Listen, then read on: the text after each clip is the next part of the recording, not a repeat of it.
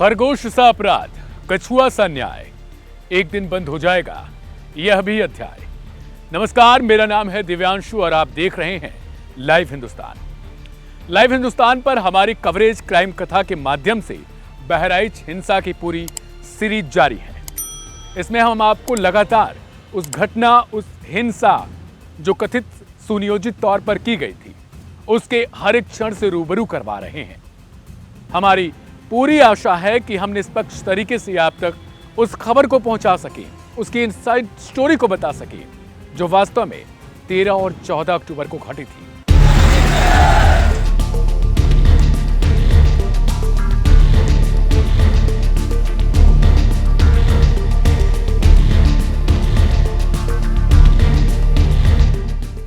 कल हमने आपको दैनिक भास्कर की एक इन्वेस्टिगेटिव रिपोर्टिंग के आधार पर यह बताने की कोशिश की थी कि आखिर किस तरीके से उस हिंसा को रचा गया था। क्या वो एक रैंडम हिंसा हुई थी या फिर उसे एक रंग दिया गया, उसमें राजनीतिक पेट्रोल छिड़का गया। इसके लिए पुख्ता सबूत खुद बीजेपी के विधायक ने दे दिए। हालांकि उन्होंने अपने बयान से बाद में पलटी मारने की कोशिश की, लेकिन दूसरी तरफ एक और सवाल है कि क्या सरफराज, अब्दुल हमीद, उसके भाई तालिब ने पहले से ही राम गोपाल की हत्या करने की साजिश रची थी। उसमें एक और चीज जुड़ जाती है जब ये खबर आती है कि आरोपियों ने यह माना है कि उन्होंने सेल्फ डिफेंस में गोली चलाई है।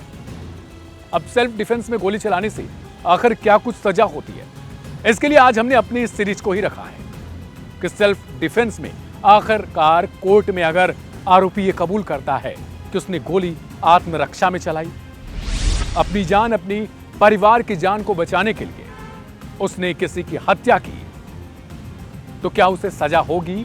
और सजा होगी तो आखिर क्या हो सकती है? इसके लिए हमने एक वरिष्ठ वकील से बातचीत की है। अब वकील साहब क्या कुछ कहते हैं, पहले उनको सुनवाते हैं, फिर आपको बताते हैं इस अध्याय की अगली कड़ी को।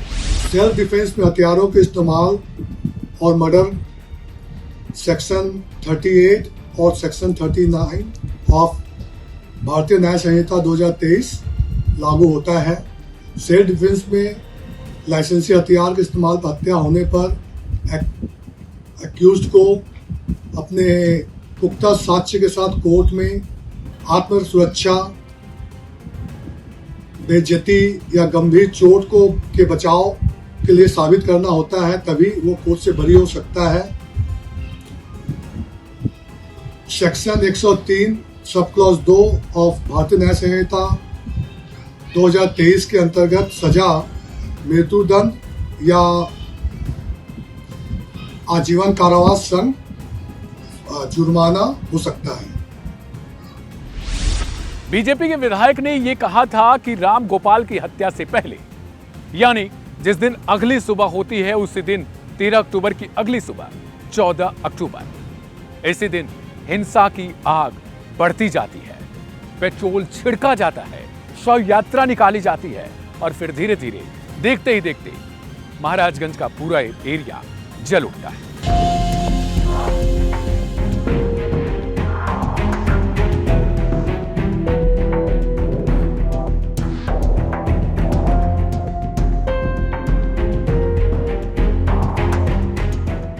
बीजेपी विधायक सुरेश्वर सिंह ने अपनी पार्टी के 7 से 8 लोगों पर एफआईआर तो दर्ज करवाया, इसकी तारीफ भी हो रही है, लेकिन जो एक लाइन उन्होंने ये भी जोड़ी है कि असल में सरफराज ने सुबह से ही अपनी लाइसेंसी बंदूक की साफ सफाई कर रखी थी। तो क्या सरफराज पहले से ही चाहता था कि राम गोपाल की हत्या की जाए?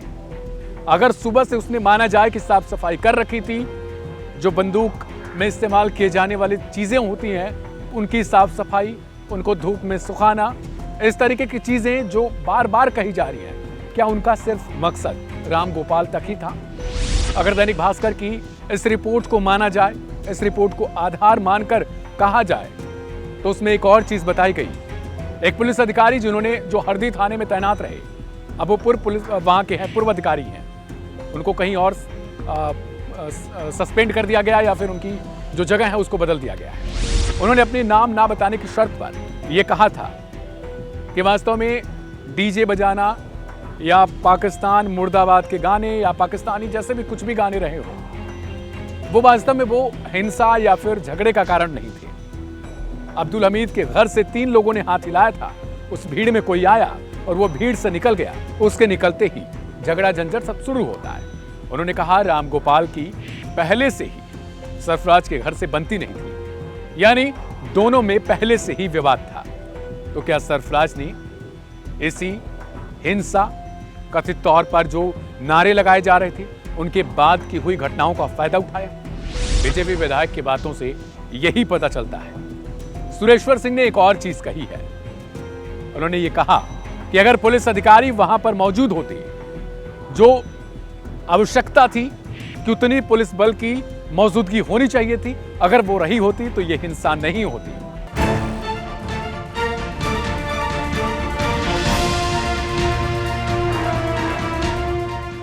दैनिक भास्कर की इसी इन्वेस्टिगेटिव रिपोर्टिंग में यह भी बात सामने आई कि पुलिस वालों ने 2 घंटे का समय दिया था। हालांकि जिन्होंने इसको कबूल किया वो नशेड़ी टाइप के व्यक्ति दिख रहे हैं और इसीलिए सवाल खड़ा हो रहा है कि क्या नशेड़ियों की बातों पर भरोसा किया जा सकता है। लेकिन यह घटना तो आरोप प्रत्यारोप पहले से ही लग रहा था कि पुलिस की लापरवाही है। इसी रिपोर्ट में, यानी दैनिक भास्कर की रिपोर्ट को ही हम कोट करते हुए बता रहे हैं कि वहां की एसपी बृंदा शुक्ला ने भी इनके कैमरे पर माना था कि हां, पुलिस बल कम था।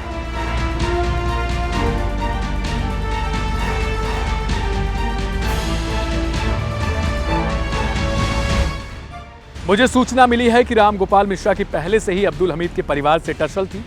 अब्दुल का बेटा जिसने गोली मारी है वह बदमाश है।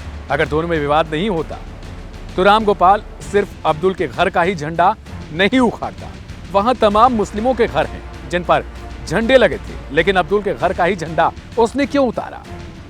यानी इस अधिकारी के बात पर विश्वास किया जाए तो यह भी सवाल अपने आप में अहम है कि जब कई घर ऐसे थे जहां पर वो हरे रंग का झंडा मौजूद था, तो राम गोपाल मिश्रा ने अब्दुल हमीद के घर का ही झंडा क्यों चुना?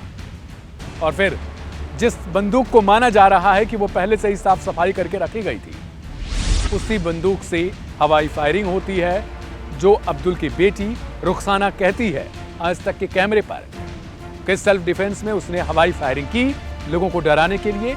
लेकिन वो गोली कैसे राम गोपाल को लग गई ये हमें नहीं पता।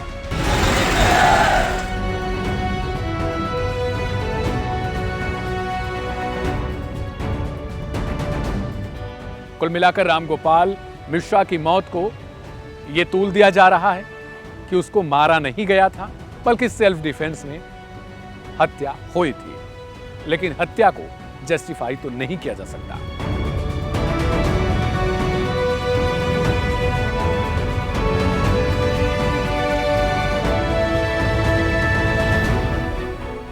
अब ऐसे में वकील ने जो कुछ बताया, ये पूरा जो investigative reporting the house channel का यानी दैनिक भास्कर का, उस हिसाब से देखा जाए तो कहीं ना कहीं ये घटना दूसरों को भी सीख देती है कि ना किसी भीड़ के उकसावे में आए, ना ही सेल्फ डिफेंस को इस तरीके से अपनाया जाए कि किसी की हत्या की जानी पड़े। ना किसी भीड़ का हिस्सा बने, उस भीड़ का हिस्सा बनने से बचें, क्योंकि उस भीड़ का प्रतिनिधि कोई नहीं होता।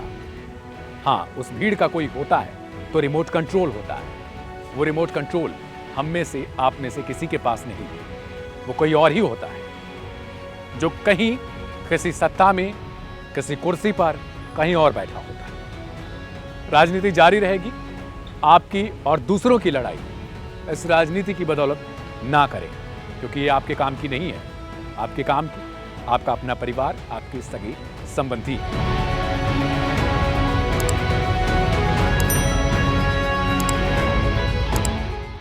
फिलहाल इस घटना के साथ आज का एपिसोड यही समाप्त करते हैं। मेरा नाम था दिव्यांशु।